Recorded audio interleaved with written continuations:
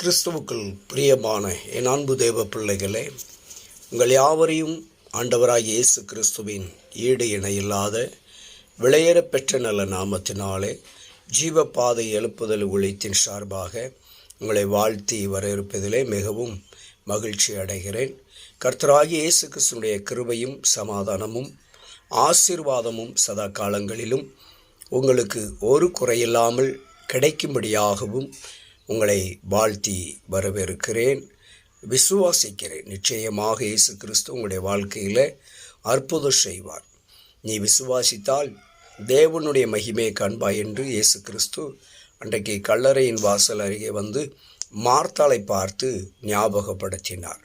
அதே தேவனாகிய கர்த்தர் இன்றைக்கு உங்களையும் என்னையும் பார்த்து ஞாபகப்படுத்துகிறார்.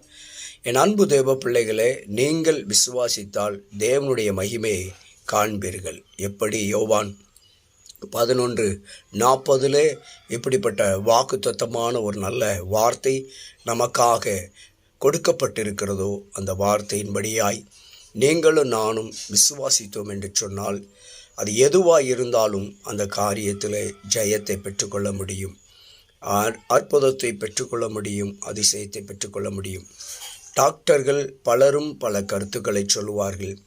டாக்டர்கள் பல வழிகளிலே பலவிதமான முயற்சிகள் எடுப்பார்கள்.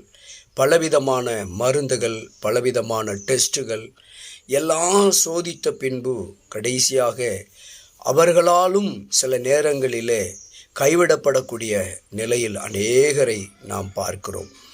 கடைசியில் மருத்துவர்கள் கைவிடப்பட்டு இனி எங்களால் ஒன்று செய்ய முடியாது என்று வீட்டுக்கு அனுப்புவதை நாம் பார்த்திருக்கிறோம். ஒருவேளை அப்படிப்பட்ட சூழ்நிலையிலே மருந்து மாத்திரைகளுக்கு கட்டுப்பட முடியாமல் இருக்கிற எந்த வியாதியாக இருந்தாலும், பலவீனமாக இருந்தாலும், எந்த விதமான கட்டுகளாக இருந்தாலும், போராட்டமாக இருந்தாலும் அவைகளெல்லாம் ஆண்டவராகிய இயேசு கிறிஸ்துவினால் சுகமாக்க முடியும், ஆரோக்கியமாக்க முடியும், கட்டுகளை அவிழ்க்க முடியும், நுகத்தை முறிக்க முடியும் என்று சொல்லி நீங்களும் நானும் அவர் மீது நம்பிக்கையோடு விசுவாசம் வைத்தோம் என்று சொன்னால் அந்த விசுவாசத்துடைய பலன், அந்த விசுவாசம் என்னும் அந்த மருந்து நம்மை நிச்சயமாய் குணமாக்கும். எப்பேற்பட்ட நோயாக இருந்தாலும் சரி, எப்பேற்பட்ட வியாதியாக இருந்தாலும் சரி, எப்பேற்பட்ட கஷ்டமாக இருந்தாலும் நிச்சயமாக விசுவாசிக்கிற பொழுது அது நம்மை விட்டு நீங்கும். அதனால தான் இயேசு கிறிஸ்து நம்ம எல்லாருக்கும் ஒரு பொதுவான பெயரை வைத்திருக்கிறார். பரிசுத்த வேதம் கிறிஸ்தவர்கள் என்றால் கிறிஸ்தவர்களுக்கு ஒரு நல்ல பெயர் முன்குறிக்கப்பட்டிருக்கிறது. ஸ்தோத்திரம். விசுவாசிகள் என்று, விசுவாசி என்று ஒரு பெயர் நமக்கு வழங்கப்பட்டிருக்கிறது. ஏனென்றால் நீங்களும் நானும் உலகத்தாரை போரல்ல.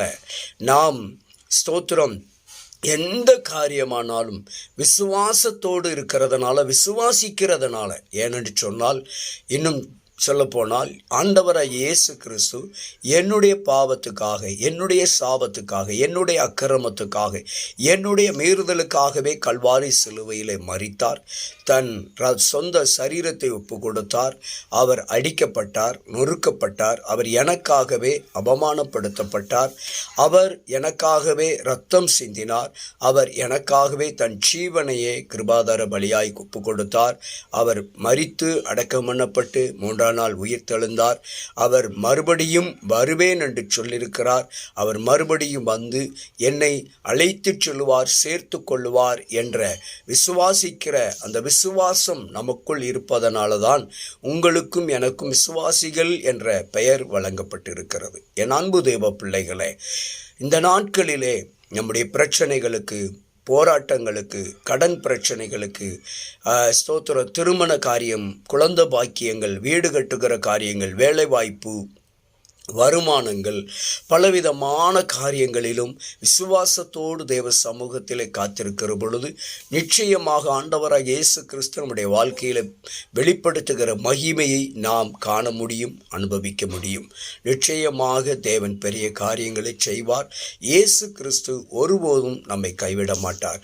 நிச்சயம் உங்கள் வாழ்க்கையில் அற்புதம் நடக்கும், அதிசயங்கள் நடக்கும். சோர்ந்து போகாதங்க. விசுவாசத்தோடு எந்த சூழ்நிலையிலும் விசுவாசத்தை விட்டு விலகிறாதுங்க. எந்த சூழ்நிலையிலும் விசுவாசத்தில் தடுமாற்றம் ஏற்படக்கூடாது. என்றைக்கு ஒரு மனுஷனுக்கு விசுவாசத்தில் தடுமாற்றம் ஏற்படுகிறதோ அப்பொழுது அவன் இழப்புகளையும் சோர்வுகளையும் தோல்விகளையும் தான் சந்திக்க முடியும். என் அன்பு தேவ பிள்ளைகளை, எந்த சூழ்நிலையிலும் விசுவாசத்திலே உங்களுக்கும் எனக்கும் நம் அனைவருக்கும் விசுவாசத்தில் ஒரு நாளும் ஒரு காலம் தடுமாற்றம் ஏற்பட்டு விடக்கூடாது. இயேசு எனக்காக யாவற்றையும் செய்து முடிப்பேன் என்று வாக்கு கொடுத்திருக்கிறார். அவருடைய வாக்கை நாம் நம்பி விசுவாசத்தோடு காத்திருப்போம் என்று சொன்னால் நிச்சயமாக நமக்காக இயேசு கிறிஸ்து யாவற்றையும் செய்து முடிப்பார். விடுதலை உண்டு, சுகம் உண்டு, ஆரோக்கியம் உண்டு, ஆசீர்வாதம் உண்டு, சௌக்கியம் உண்டு, மகிமை உண்டு, கனம் உண்டு, புகழ் உண்டு, உயர்வு உண்டு, மேன்மை உண்டு, மதிப்பு உண்டு, மரியாதைகள் கிடைக்கும். நம்மை அநேகர்கள் ஏற்றுக்கொள்ளுவார்கள், அங்கீகரிப்பார்கள், நம்மை தேடி வருவார்கள். நமக்கு நெருக்கங்கள் மாறும், போராட்டங்கள் மாறும், சிக்கல்கள் மாறும், பிரச்சனைகள் மாறும். என் அன்பு தேவ பிள்ளைகளை, விசுவாசத்தோடு தேவ சமூகத்தில் காத்திருங்கள். தேவனுடைய மகிமை நீங்களும் நான் காண முடியும். நிச்சயமாய் தேவன் உங்கள் வாழ்க்கையில பெரிய அற்புதங்களை செய்வார், பெரிய அதிசயத்தை செய்வார். அற்புதமான சுகத்தையும் ஆரோக்கியத்தையும் விடுதலையும் நன்மைகளையும் நீங்கள் பெற்றுக்கொள்ளுவீர்கள். இயேசு கிறிஸ்து சொன்ன வார்த்தையின்படி நீங்கள் விசுவாசித்தால் தேவனுடைய மகிமை காண முடியும் என்று வாக்கு கொடுக்கிறார். அந்த வார்த்தை இப்பொழுது இந்த நாளிலிருந்து உங்களுக்கும் எனக்கும் நிறைவேறப் போகிறது. நிச்சயமாய் அன்றைக்கு கல்லறையின் வாசலில் நின்றவர்களெல்லாம் எப்படி ஒரு தேவ மகிமையை மரித்து அடக்கம் பண்ணப்பட்டு 4 நாட்களான அந்த லாசருவை உயிரோடு கண்டு பிரமித்தார்களோ அதே போல உங்களை விட்டு கடந்து போன எல்லா ஆசீர்வாதங்களும் சுகமும் ஆரோக்கியமும் பாதுகாப்பும் நன்மைகளும் உங்கள் மத்தியிலே எழுந்து வருவதை காண முடியும். அப்பொழுது நீங்கள் பிரமித்து நிற்பீர்கள். இயேசு நாம மகிமைப்படும்.